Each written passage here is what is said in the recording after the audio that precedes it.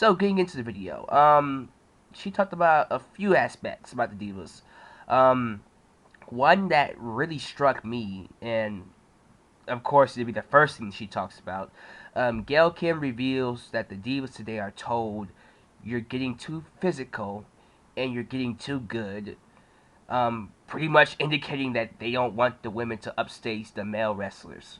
What's wrong with that? And you guys have heard me say that there is absolutely nothing wrong with the women once in a while upstaging the male wrestlers. What's wrong with that? I mean, if they can wrestle, let them fucking wrestle. If they wrestle better than the male wrestlers, it's still gonna draw interest and money for you as a company. So what's the big deal? At the end of the day, WWE is the one that's benefiting from it. So who cares if you just so happen to get a female wrestling match that's better than the average male wrestling match? I mean, God forbid it makes your male wrestlers look bad. Well, then they should step their fucking game up if that's the case. Whatever. Then she goes on to talk about how she received an opportunity to do some kind of a documentary about successful Korean people, but WWE wouldn't let her do it. And we've seen instances of this with other superstars. Mickie James herself tried to start her singing career in WWE, but they wouldn't let her do it. Um, that was kind of stupid. I mean, once again, if your wrestlers are getting publicity elsewhere, it does nothing but make your company look good. You know what I'm saying? What was wrong with Gail Kim going to do some kind of a documentary for successful Korean people? It would have done good for your company, WWE.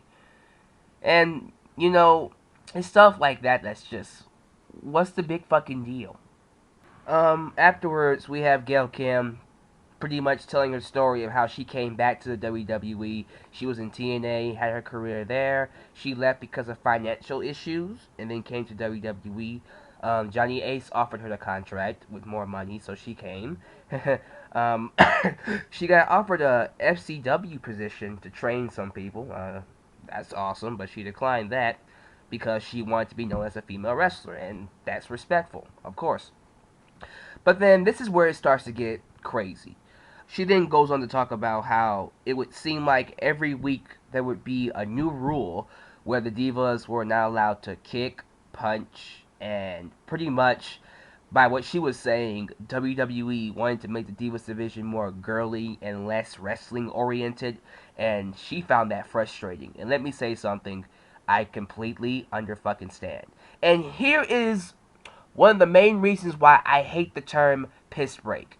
I hear all these people, shitting on the Divas division, talking about, they suck, blah, blah, blah, blah. Let me tell you guys something. All you people who want to compare the Divas nowadays to the Divas in the Divas in the past, Ivy, Victoria, Trish Stratus, Lita, Molly Holly, Tori Wilson, Stacy Keibler, they had a much more better platform to get over with. They had storylines, they had feuds, and if they weren't being used for none of that, they were valets for good tag teams or a good wrestler to help them get them over.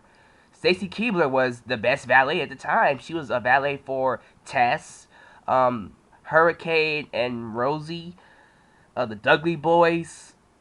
She wasn't featured a lot in feuds or storylines, but she was a great valet. Then you had Trish Stratus and Lita, who were the wrestlers, the female wrestlers of their time. Then you had Mickie James, Melina, Victoria, all these great female wrestlers who got over because they had the platform to do so. Nowadays, in the company, and I've said this before too, when you're only given 1 to 3 minutes to work each week, with no storylines, no feuds, no real training whatsoever. Yeah, that's another thing. The Divas back then were trained. These girls were just brought in as models. They was just brought in and told to go out there and do some shit. Okay?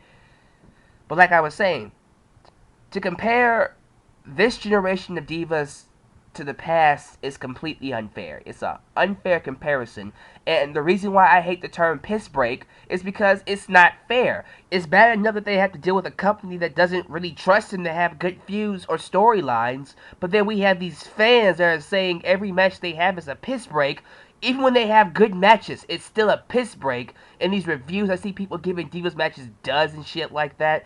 It ain't fair. It's not right. And you're going to put this on the Divas when it's not really their fault to begin with. It's WWE in the way they treat them. So, Gail Kim is pretty much echoing what I've been saying about the Divas division all along. How WWE is booking them is the reason why they come across the way they do. It's the reason why they suck. They do. And I'm not going to sit here and say the Divas division is all that good because it's not. Alright? But to say that it's the Divas' fault is completely fucked up. That's why I respect somebody like a Kelly Kelly. Although Kelly Kelly is not the best wrestler, she is trying to be more than just a pretty face. Okay? She understands where she's at. She understands that she is nowhere close to how things used to be, but she is trying to get there. But she's trying to do it by herself without real training, and I respect her for that at least.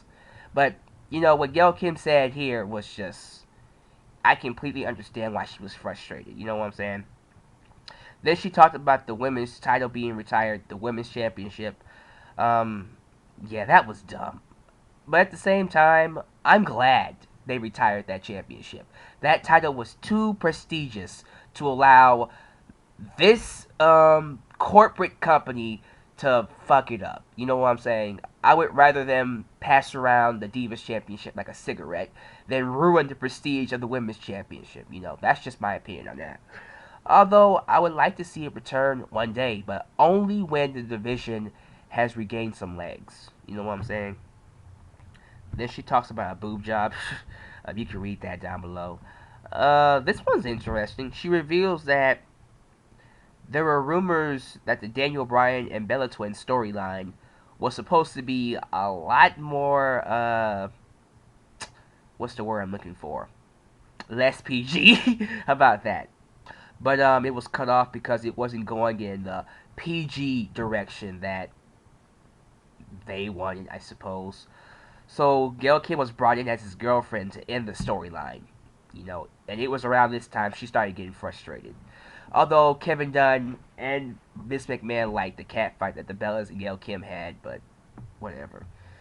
But it was around this time she really got frustrated and wanted to leave. And as you can imagine, this all built up to that big battle royal that happened some time ago, where she eliminated herself and then walked out on the company. And I've had my problems with that too.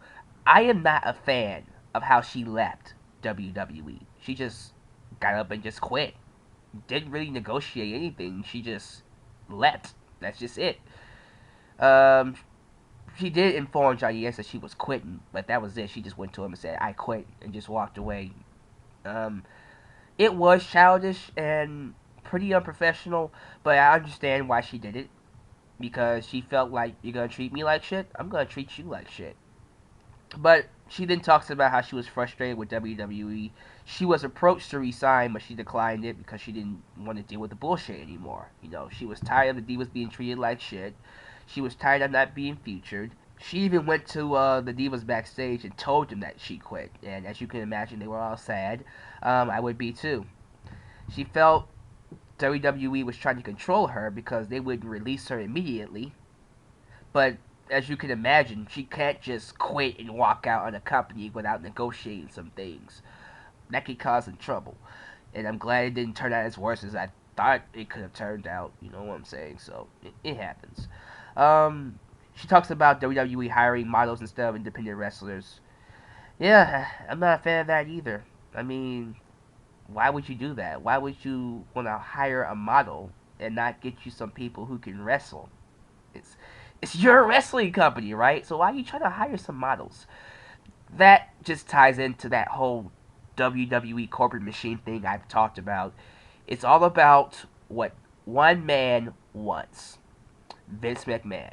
Whatever he wants, that is what the company has to do, pretty much. And because it's what one man wants, and because that man is so cut off from what the fans want to see. That's one thing that bothers me about Vince McMahon. He's a genius, but he is not in tune with this generation.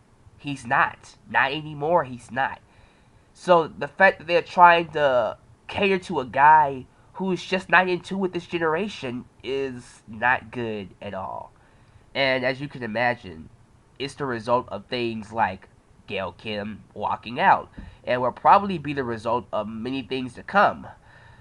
Jesus Christ. At the end of the interview, Gail Kim says she'd love for girls to be treated equally. She wants to see them be given some opportunities as the men. It's frustrating being held down. She says knockout submission is proof that people want to see women's wrestling. Well, I have my disagreements with that, but I know where she's coming from. I agree with her.